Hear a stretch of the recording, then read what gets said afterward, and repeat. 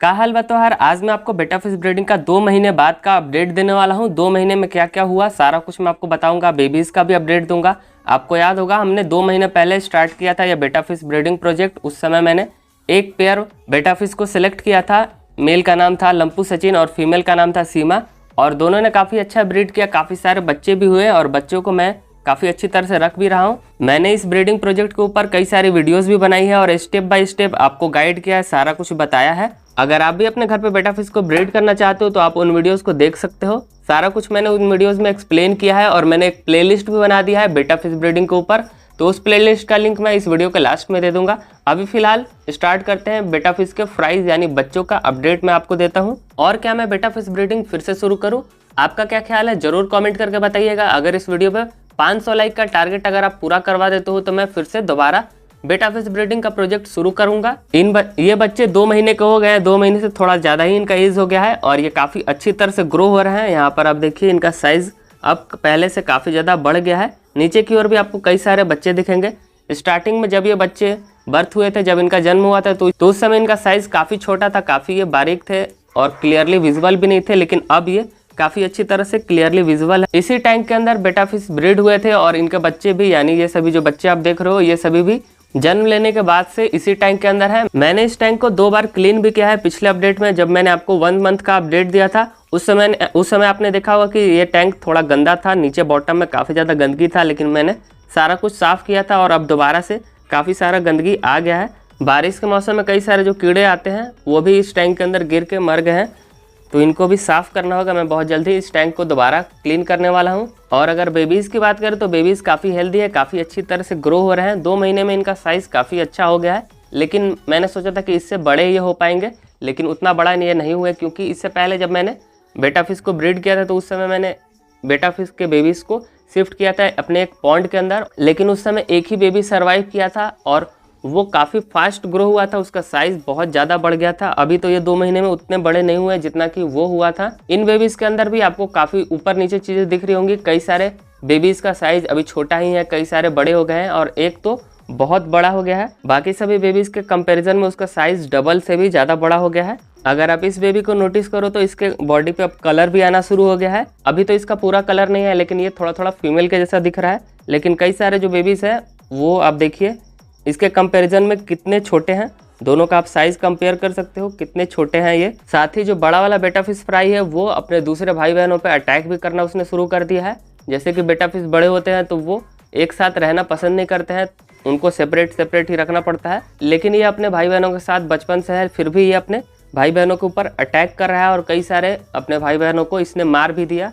यहाँ पर आप बॉटम में देखें, नीचे में आपको एक मरा हुआ बेटा फिश फ्राई दिख रहा होगा जो कि इसी ने मारा है। ये अपने इन भाई बहनों पे बहुत ज़्यादा अटैक कर रहा है, सभी को इधर उधर पूरा दिन भगाता रहता है, उनको पकड़ने का कोशिश करता है और कईयों को मार भी दिया है इसने। मैं सोच रहा हूँ क्यों ना इसे दूसरे टैंक के अंदर शिफ्ट कर दूँ, क्योंकि अगर ये इस टैंक में रहेगा तो ये और भी बच्चों को मार सकता है। आपका क्या ख्याल है आप ज़रूर कॉमेंट करके बताइएगा। क्या इस बड़े वाले बेटा फिश फ्राई को, बेबी को दूसरे टैंक में शिफ्ट करना चाहिए या नहीं? और बेबीज़ की बात करें तो अभी फ़िलहाल इस टैंक के अंदर 8 से 10 ही बेबीज़ हैं। पिछले अपडेट में मैंने आपको दिखाया था करीब 20 से 25 बेबीज़ थे, लेकिन उससे पहले जब ये बेबीज़ हुए थे तो 50 से 100 के बीच में थे। लेकिन पता नहीं क्यों अचानक से धीरे धीरे इनका जो नंबर है वो घटते जा रहा है। मैं रेगुलरली इनको डेली बेसिस पे फीड भी करता हूँ, अच्छी तरह रखता भी हूँ, साथ ही पानी का क्वालिटी भी मैंने अच्छे से मेंटेन करके रखा है, फिर भी ये बेबीज़ पता नहीं क्यों इनका नंबर घटते जा रहा है। कुछ बेबीज़ ऐसे हैं कि वो ठीक ठाक रहते हैं, लेकिन अचानक से उनका डेथ हो जाता है। यहाँ पर आप देख पा रहे होंगे बीच में एक आपको बेटा फिश फ्राई दिखेगा। कल तक ये हेल्दी था और फिर अचानक से ये मर गया। ऐसा ही कई बार कई सारे बेबीज़ के साथ भी हुआ है। ये पहले तो ठीक रहते हैं, खाते पीते हैं, फिर अचानक से मर जाते हैं और इनका बॉडी पूरा वाइट हो जाता है। यहाँ पर भी आपको एक बेटा फिश फ्राई दिखेगा जो कि मर चुका है। और कई बार ऐसा होता है कि जो बड़ा वाला बेटा फिश फ्राई है वो अपने दूसरे भाई बहनों पर अटैक करके उनको मार देता है। तो मुझे तो लगता है कि इसको कहीं और शिफ्ट करना ही सही रहेगा। इस टैंक में ये रहेगा तो कई सारे और बेटा फिश फ्राइज को ये मार सकता है। साथ ही फूड के अंदर मैं इनको बेबी ब्राइन श्रिम्प भी फीड कर रहा हूँ। दूसरे फूड मैंने कई सारे ट्राई भी किए, लेकिन ये उन फूड को एक्सेप्ट नहीं कर रहे हैं, बस ये बेबी ब्राइन श्रिम्प ही खाते हैं। रेगुलरली मैं इनको बेबी ब्राइन श्रिम्प फीड करता हूँ और वही ये खा रहे हैं अभी फिलहाल। तो मैंने इनको नॉर्मल फिश फूड भी खिलाकर देखा, बेटा फिश के लिए जो स्पेशल फूड आता है वो भी खिलाकर देखा, साथ ही ड्राई ट्यूबोफिक्स वॉर्म, ब्लड वॉर्म, ये सब भी खिला कर देखा, लेकिन वो सभी चीज़ें ये एक्सेप्ट नहीं कर रहे हैं, पता नहीं क्यों। लेकिन इनका साइज़ इतना हो गया है कि अब ये कई सारी और दूसरी चीज़ें खा सकते हैं। अगर ये ट्यूबोफिक्स वॉर्म खाना शुरू कर दे तो वो ज़्यादा बेटर रहेगा, क्योंकि बेबी ब्राइन श्रिम्प उसको तैयार करना और उसको फीड करना इन्हें वो काफ़ी ज़्यादा कॉस्टली हो जाता है, क्योंकि बेबी ब्राइन श्रिम्प का एग ही काफ़ी कॉस्टली मिलता है, तो उसको फीड करना काफ़ी ज़्यादा एक्सपेंसिव हो जाता है।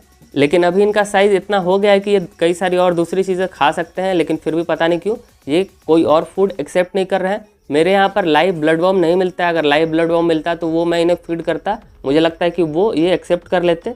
लेकिन मेरे यहाँ पे लाइव कोई भी फूड, फिश फूड नहीं मिलता है, जो है बस ड्राई ही मिलता है, या फिर मुझे कलकत्ता से लाना पड़ता है। और जब भी मैं इनका बेबी ब्राइन श्रिम्प का फूड रोक कर दूसरे फूड ट्राई करता हूँ तो एक आध बच्चे फूड को चेंज करते समय, ट्राई करते समय, नए फूड को ट्राई करते समय मर ही जाते हैं। लेकिन नया फूड ट्राई करना, इनको फीड कराना वो जरूरी है। देखते हैं कब तक ये दूसरे और फूड को एक्सेप्ट करते हैं। फिलहाल तो मैं इनको बेबी ब्राइन श्रिम्प ही फीड कर रहा हूँ और उसी को खाकर ये सभी काफ़ी हेल्दी हैं, काफ़ी अच्छी तरह से ग्रो हो रहे हैं। अब मैं इनका जो फूड है वो रोकता नहीं हूँ।